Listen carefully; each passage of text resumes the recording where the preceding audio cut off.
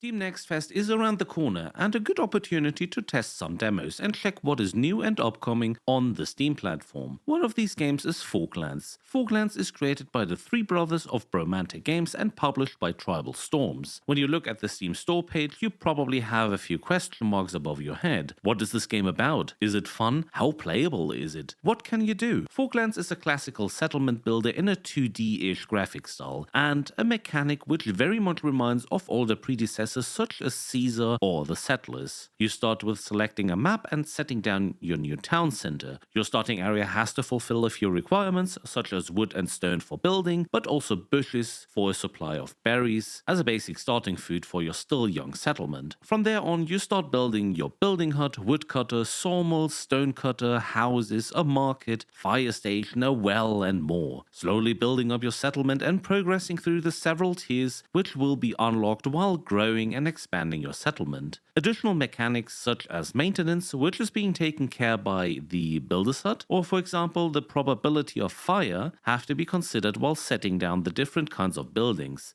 Each service or production building has of course only a limited reach to their resources or area of influence. Sounds easy so far. Your small settlers however have demands. They want sleep, food, water, which you can provide using various methods. You could collect berries, later build some farms, build a well, and of course you need to build some housing where your folks can actually take a nap and continue working after that. If they don't have anything to do, they hang out with their friends, usually at their houses. Later you will expand your borders to grow even more by building exploration towers. Also, in the logistic parts, you will have to do some management. To make your settlement work, you need roads, and to transport goods, you need some of your folks working in transport, same as with any other job. Luckily, increasing the population is pretty easy. Building a few more houses and make sure they are somewhat happy is enough to attract more people to join your town or settlement. Let's talk about the style and graphics, and here we have to consider that this is a very small indie studio. From what I understood, it is 3 people working on this game, which in fact makes this impressive. The graphics and design are fine for a small project. It does not hurt my eyes, most things are clearly visible and some things are still being worked on. I only have a little critique when it comes to readability. I'm using a 2K monitor and the text and icons are a little small to read without trouble, at least for me. Also, there are no graphic settings which would enable me to change the resolution or size of text. I think this is an aspect which could be reconsidered to make the game more accessible. As a direct example, the tutorial is telling me to place a well. For well, the icon of the building is displayed. However, with my resolution, I wouldn't be really able to figure out that this is meant to be a well. Or maybe I'm just getting old. Also, windows and menus are a little inconsistent. Some have an X to close them, some have a literal close button at the bottom.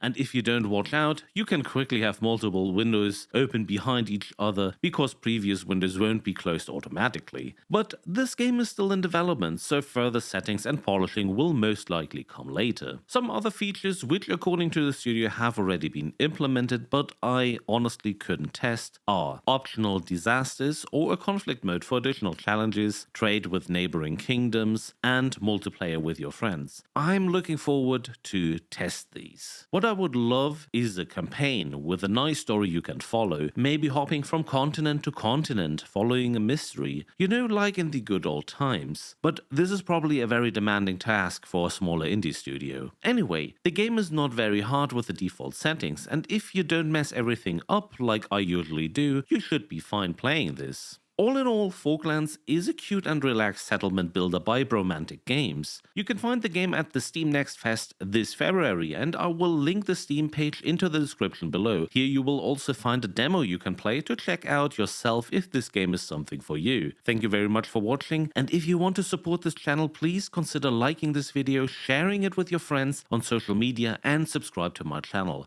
Thanks for everything, and stay awesome.